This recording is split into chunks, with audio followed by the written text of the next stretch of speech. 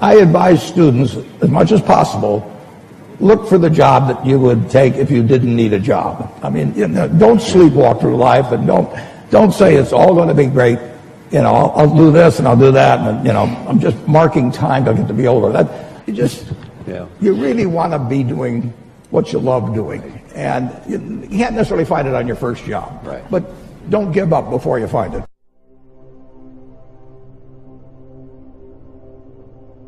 If there was one concept that I would suggest to people to take a daily confrontation with, is fear.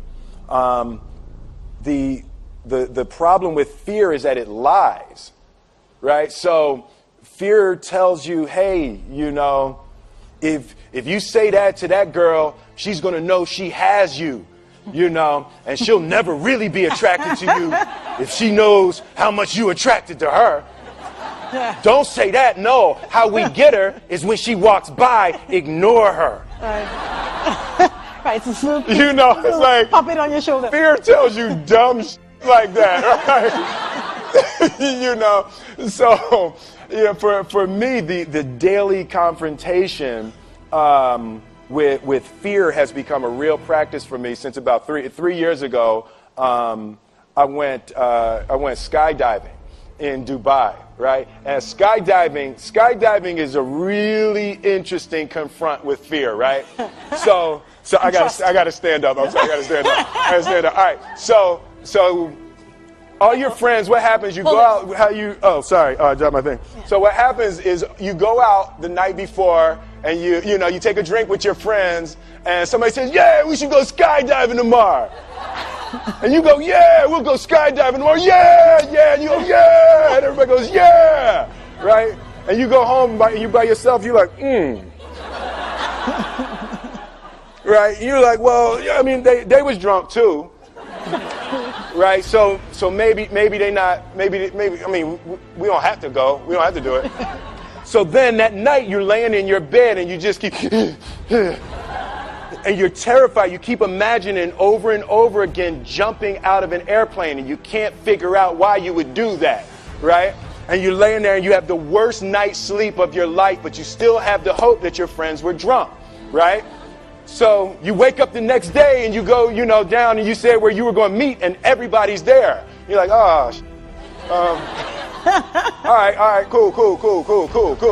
Right? So you get in the van and you don't know that your friends had the same night that you had because they're pretending like they didn't. They're like, yeah, man, my uncle's a Navy SEAL and, this is going to be great. I've been looking forward to this. And you're like, oh my God. And your stomach is terrible. You can't eat and everything, but you don't want to be the only punk who doesn't jump out of this airplane. So you get there, and then you have the safety brief. And you're standing there, and the guys will tell you, well, if the chute doesn't open, what's going to happen is why the hell, what could happen? That the chute wouldn't open, right?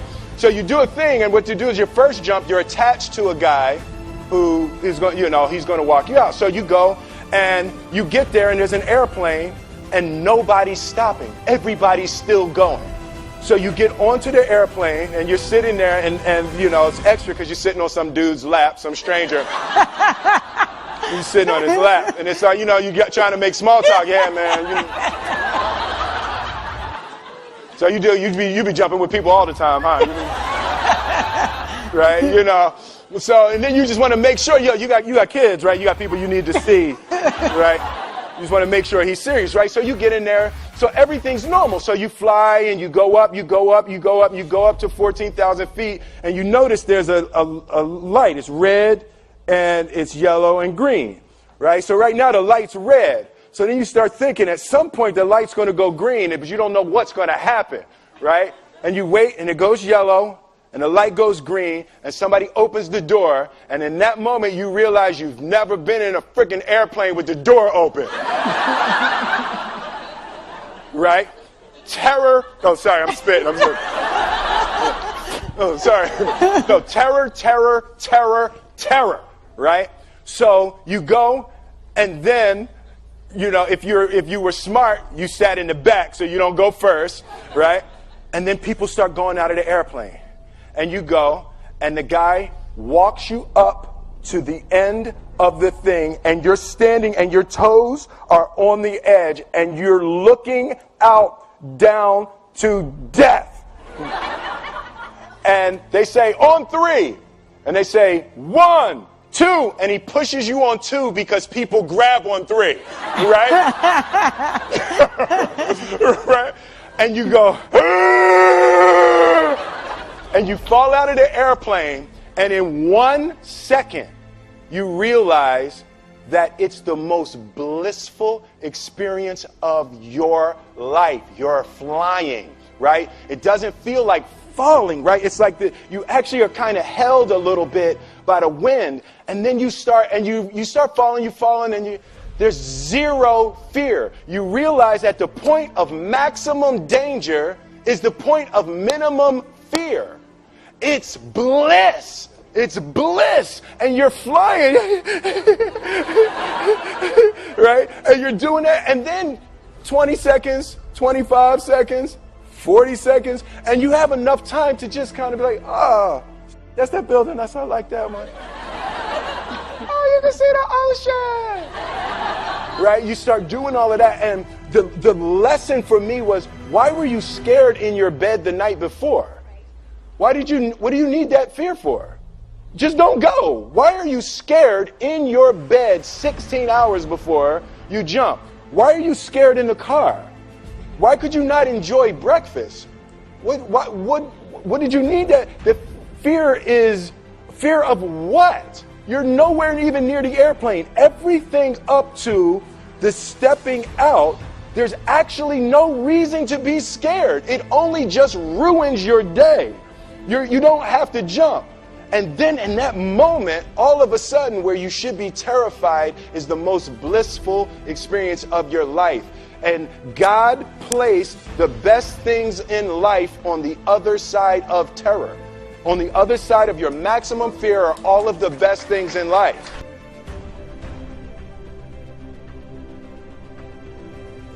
What if I told you this was the last Monday morning of your life? What if I told you you died this week? Would you complain about your crap job or that test you don't want to take? I doubt it. You would go much higher level thinking. Well, that's really what it takes. It takes understanding that if you're not pumped right now, if you're begrudging what you're about to do, if you're not looking forward to it, look, I respect practicality. You got to go through school because your parents want to. You got to pay your rent. You got student loans. I get it. But please recognize the world we're living in. We're living in a world where there's so much more opportunity. This internet thing created way more opportunity for all of us. Way more. I mean, look, you might not even be alive, and you're complaining. You could have ended up being a bus, a tree. I just don't get the mentality of being head down sad on a Monday morning. I'm going to make Monday morning my bitch. I'm going to make you Saturday Monday morning. That's what I want to do every morning, and that's what I want from you. Please, take a step back and think about how awesome it actually is. And then recognize that you can attack the world in a totally different way because you were lucky enough to be born during this era.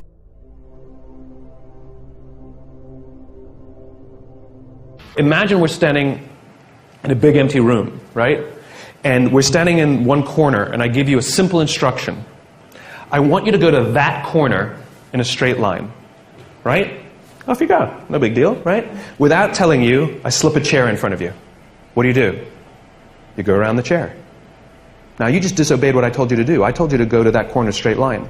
But this is the amazing things about human beings, which is when we're given a clear destination, we use our own creativity and our own sense of innovation and our own problem-solving abilities to overcome obstacles to get to the destination. In other words, the destination is more important than the route, right? We are flexible about the route. We are obsessed with the destination. Reset. We're standing in the corner together, and I give you a simple instruction. Go somewhere in this room in a straight line. And you say to me, well, where do you want me to go? I'm like, I don't know. You're smart. Figure it out. Go in a straight line. And so you pick a point, and you start walking. And without telling you, I put a chair in front of you. And what do? You come to a grinding halt. And I say, what did you stop for? You go, well, you put a chair in front of me. Or you'll make a sudden turn and go in another direction. Right? And this is the problem. It's the same obstacle. The difference is when you have a clear destination, the obstacles become easy to overcome. When you don't have a clear destination, you keep coming to a grinding halt. And what we do in our companies is we're counting the steps we're taking along the route, but we're never looking at the destination, right? So a company says, Made $1 million this year, we were only planning on making 800,000. Like we took 10 steps, we were only planning on taking 8. Where are you going? No clue, right? We count the steps. And so the point is that people want to feel that the effort that they're exerting actually are moving somewhere. And so successful measurement, successful recognition is not just for the steps you take. It's not just for the effort. It's that the effort you exerted moved us closer to where we're trying to get to. And that get to should be some crazy ideal.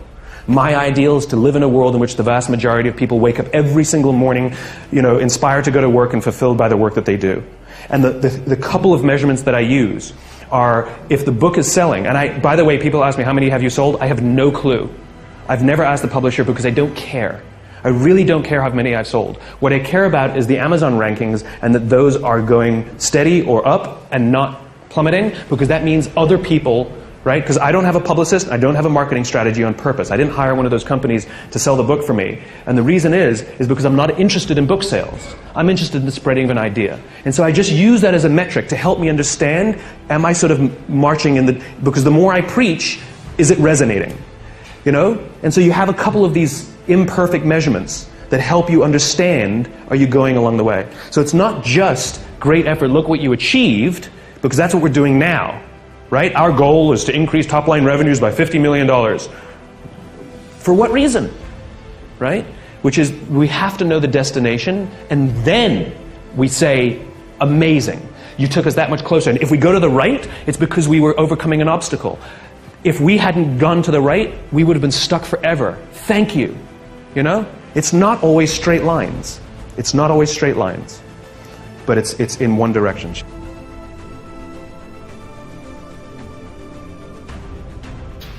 I'm not sure about that in the future. I would dictate, I would be stupid.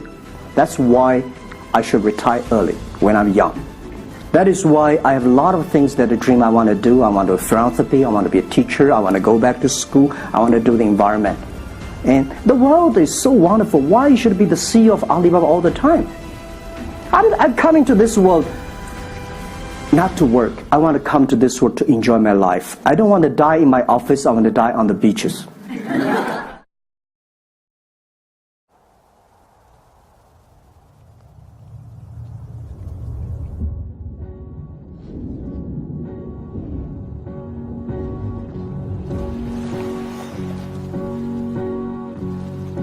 It's the last goodbye, I swear. I have no regrets, for the past is behind me. Tomorrow